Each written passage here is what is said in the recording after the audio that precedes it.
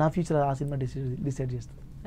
లేదంటే బ్రహ్మాండంగా ఇదే యూట్యూబ్లో కొనసాగుతుంది. అండ్ మిమ్మల్ని ఇన్స్పిరేషన్గా తీసుకున్న వాళ్ళు కావచ్చు, లేకపోతే కొత్తగా ఇప్పుడు ఎంటర్ అవుదాము అని చెప్పేసి అనుకున్న వాళ్ళకి, యంగ్స్టర్స్కి మీరు ఇచ్చే సజెషన్స్ ఏంటి? ఎందుకంటే ఇప్పుడు చాలా కాంపిటేటివ్ వరల్డ్, యూట్యూబ్లో కూడా నెంబర్ ఆఫ్ వీడియోస్ అన్నవి వస్తూనే ఉన్నాయి సాంగ్స్ రిలేటెడ్. సో కొత్తగా వచ్చే వాళ్ళకి మీరు ఇచ్చే సజెషన్స్ ఏంటండి? Hard work madam. ఒక పాటని ఒక రోజుతో రాసి అయిపోయింది అనొద్దు. అది అనుకోకుండా అదృష్టం తగిలితే అవుతుంది, బట్ హార్డ్ వర్క్ మాత్రం ఎప్పుడు గెలుస్తుంది. సో హార్డ్ వర్క్ అంటే ఒక పాట బాగా వచ్చిందని ఎంబడే జడ్జ్ చేసేయద్దు.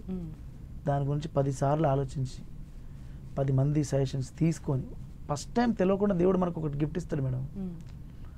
దాన్ని మనం కొనసాగించాలంటే మనం ఫస్ట్ ఆఫ్ ఆల్ దాని మీద నేర్చుకొని ఉండాలి. సక్సెస్ అంటే అసలు ఎక్కడ ఉంది, అసలు ఇన్ని కోట్ల మంది యాక్సెప్ట్ చేశారు కదా, ఏ కారణంతో యాక్సెప్ట్ చేశారు, సో ఏం మెయింటైన్ చేస్తే యాక్సెప్ట్ చేశారు, ఆ సక్సెస్ని పరిశీలన చేసి మనం రెడీగా ఉండాలి.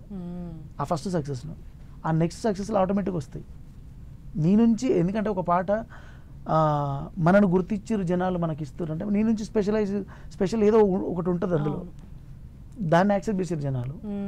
దాన్ని నిన్ను నువ్వు చదివి పట్టుకుంటే చాలు మేడం. నేను నా ఫస్ట్ పాటలో నేను అదే చేసిన. పల్స్ అన్నది కరెక్ట్గా అసలు మన నుంచి జనం ఏమి ఇష్టపడ్డారు దాన్ని మన తానే పెట్టుకొని, మన నుంచి ఏమి ఇష్టపడలేదు దాన్ని వదిలేస్తూ ముందుకు నడవాలి. చాలా చక్కగా చెప్పారు. Thank you so much Lakshman garu, thank you so much Kittu garu. Pleasure meeting you. And ఇవాళ చాలా విషయాలు తెలుసుకున్నాం అండ్ అలాగే చాలా విషయాలు కూడా నేర్చుకున్నారు.